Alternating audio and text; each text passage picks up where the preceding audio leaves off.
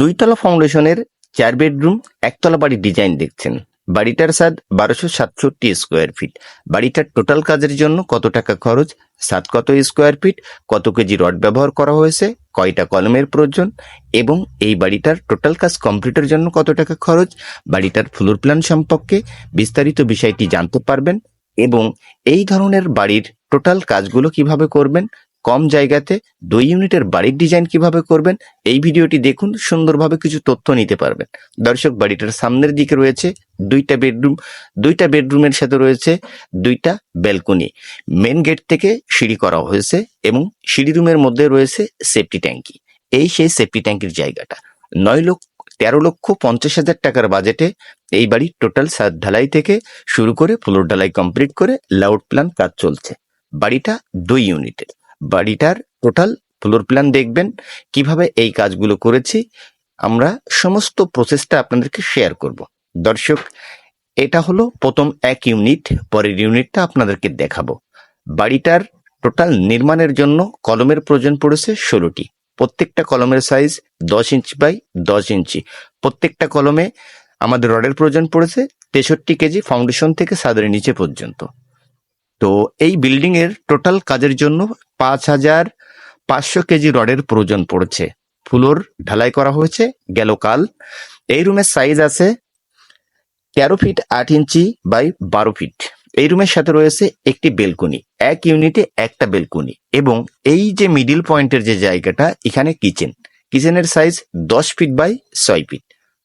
এখন প্ল্যান বুঝতেও অসুবিধা হলে ফ্লোর প্ল্যান দেখলেও বুঝতে পারবেন। এবং এই যে জায়গাটা দেখছেন, এই জায়গাটায় টোটাল ডাইনিং 1 ইউনিটের জন্য।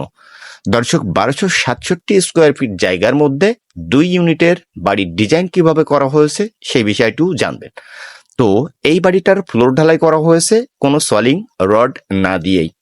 বাড়িটা টোটাল 1 ফিট ভিট বালু দেওয়ার পরে ভাইবেটার দিয়ে পাইলিং করে ফ্লোরটি ঢালাই করা হয়েছে।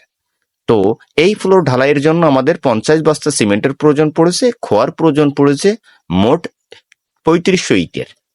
তো এই সাইডটাই 2টা টয়লেট। বিল্ডিং এর 2 ইউনিটের বাড়ি, কিন্তু টয়লেট 2টা। তো এটা হলো আরো একটি দ্বিতীয় ইউনিটের বেডরুম। রুমের সাইজ সেম একই, হয়তো 2-4 ইঞ্চির কম আছে।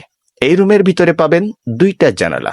এই ইউনিটেও সেম একই ডিজাইন, একটা টয়লেট, একটা কিচেন, 2টা বেডরুম, একটি ডাইনিং এবং এই মেন গেট থেকে সিঁড়িটা উঠানো হয়েছে। মেন গেটের সামনে রয়েছে আরো একটি দরজা।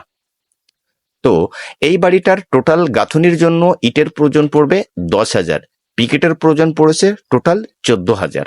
দর্শক, টোটাল কথাগুলো একটু শুনবেন। 13,50,000 টাকার বাজেটে এখানে মিস্ত্রি খরচের কাজটা হলো 280 টাকা, ছাদ মাপে অল কমপ্লিট কাজ। মিস্ত্রির যে হিসাবটা 1267 স্কোয়ার ফিট সাথে গুণ করবেন 280 টাকা। তো দর্শক, এটা হলো বাড়িটার ফ্লোর প্ল্যান। দেখে নিন, সামনের দিকে 2টা বেডরুম, পিছন সাইডে 2টা বেডরুম এবং এই দৈর্ঘ্য প্রস্থ সবটা উল্লেখ করা আছে। আপনারা এই ডিজাইনটা ফলো করে যেমন ভাবে টোটাল বাড়ির ডিজাইনগুলো করা হয়েছে সেম ভাবে 2 ইউনিটের একতলা বাড়ির ডিজাইন করতে পারেন। বাড়িটা এই ফ্লোর প্ল্যান অনুযায়ী কমপ্লিট করতে মিনিমাম 26 থেকে 27 লক্ষ টাকা প্রথম তলাতে কমপ্লিটের জন্য খরচের প্রয়োজন পড়বে।